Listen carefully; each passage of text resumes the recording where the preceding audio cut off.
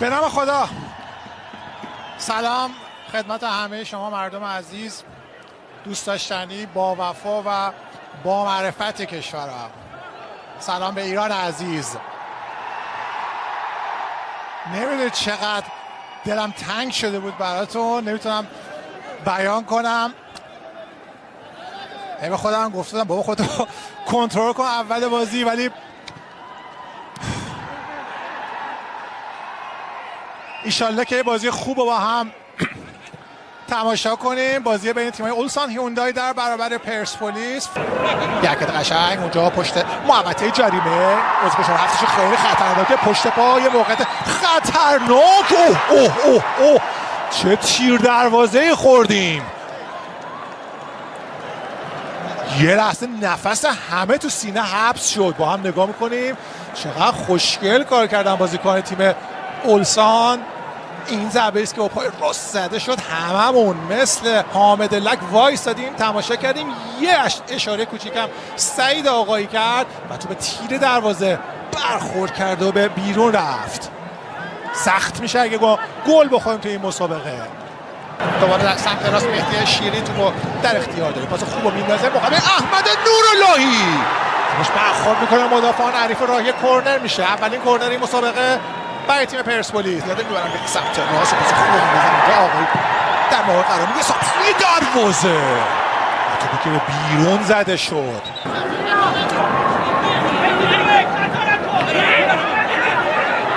یه دیگه موقعیت بازی کنه اولسا. این ضربه تو برمیگردونه حامد لک.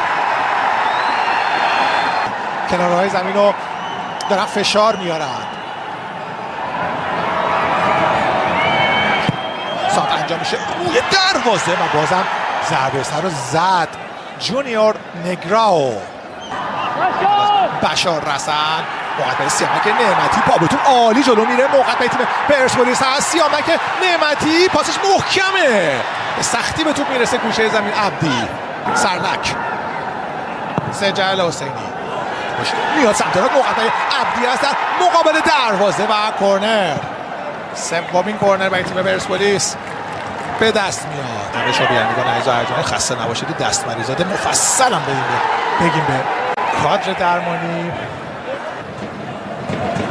این پروتکل‌های بهداشتی و این همه توصیه که میشه رو انشالله خودتون رعایت میکنید. و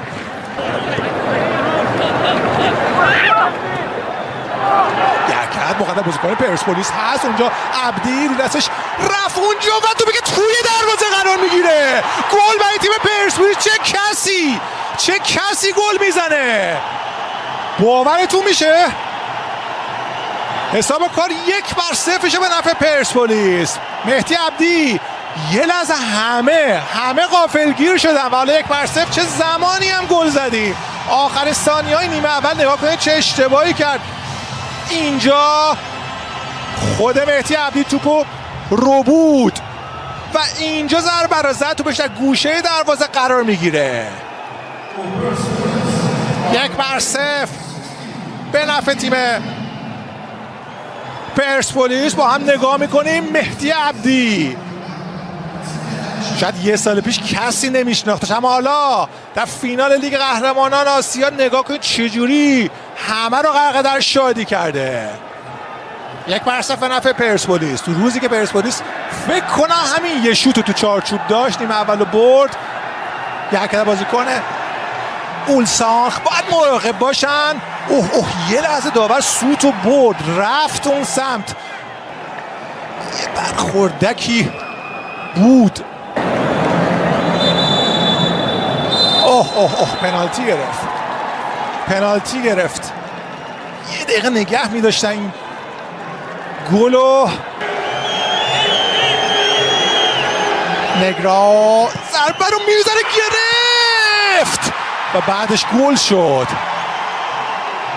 آخ چه توپی رو گرفت.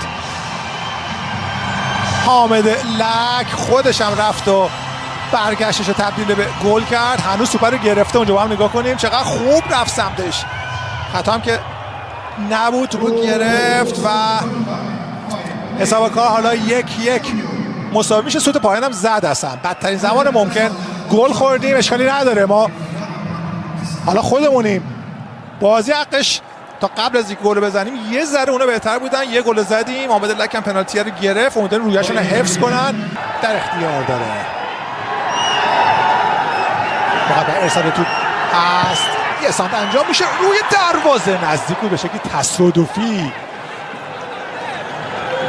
توپ در درون دروازه قرار بگیره. با نگاه میکنه این سیامک نعمتی است، این سانتر او بر توپی که شدت و گلای تصادفی. یه لحظه مسیرش قطع شد، دوباره موقعیت، این سانتر بلند روی دروازه با دست نزد. داور بازی رو متوقف میکنه. این توپی که روی دروازه فرستاده شد خورد فکر کنم به دستش. آره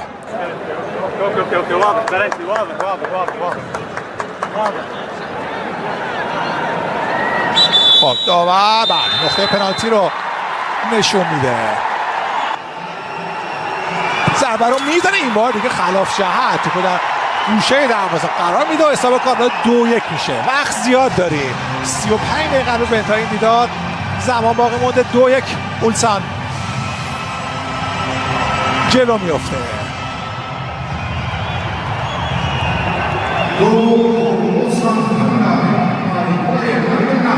این بار دیگه کاملا فریب داد حامد لک رو و تو بدین شکل در درون دروازه قرار داد. 2-1 به نفع اولسان. حالا دیگه پرسپولیس چیزی برای از دست دادن نداره، باید حمله کنه. پشت توپ قرار گرفته. 61مین دقیقه مسابقه کوتاه کار میکنه. فشار سانتش انجام میشه، کار دنبال میشه. آفساید پرچم کمک داور بالا رفت به نشانه آفساید. این لحظه که ضربه زده شد درسته توپ خورد به مدافع اولسان، ولی به درستی آفساید گرفته شد. توپو میبره به سمت چپ، اونجا آقایی توپو پیدا میکنه، تو دستش داره حرکت میکنه، رسد سانتی روی دروازه، یه ضربه سر و توپی که به بیرون میره. احمد نوراللهی حرکت میکنه پشت محوطه جریمه، شوتشو میزنه و توپ از دست گولر تیم اولسان یه لحظه رها شد. جو سو هوک امیدو تردی و یحیی دارن بازیکن تجهیز میکنن. پاس عالی موقع به تیم پرسپولیس. عبدی چیکار کرد اونجا؟ عالیشا توپ کنترل کرده با پشت پا برای آقایی، موقع به ارسال توپ سانتش انجام میشه روی دروازه، موقعیت و به بیرون میزنه توپو سیامک نعمتی. ببینیم چی شده. داور اونجا شدیدا میرن سمت داور، دارن اعتراض میکنن، میگه آقا VAR هست و گوش میده. چی شد اونجا؟ ببینیم اتفاقی رخ میده یا نه. دوبار که به ضرر ما بود VAR. با هم ببینیم. این لحظه ایست که تعادل احمد نوراللهی به هم خورد. خب آخ جون داره میره که صحنه رو ببینه. چه استرسی دارن همه. آقای جاسم میره صحنه رو نگاه کنه، این دستش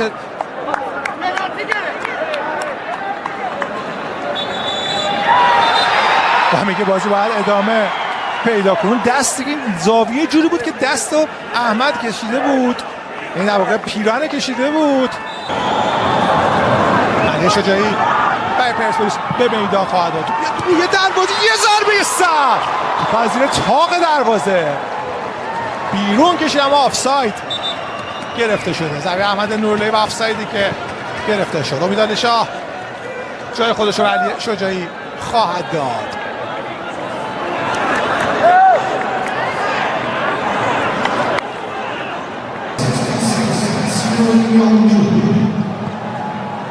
ضربه بلند به میانه های زمین، اونجا رو تو اثر میاد. موقعیت این پنالتی میتونست باشه. نه، خطای اول از سید جلال فکر کنم گرفت که بلند شد ضربه سر رو زد.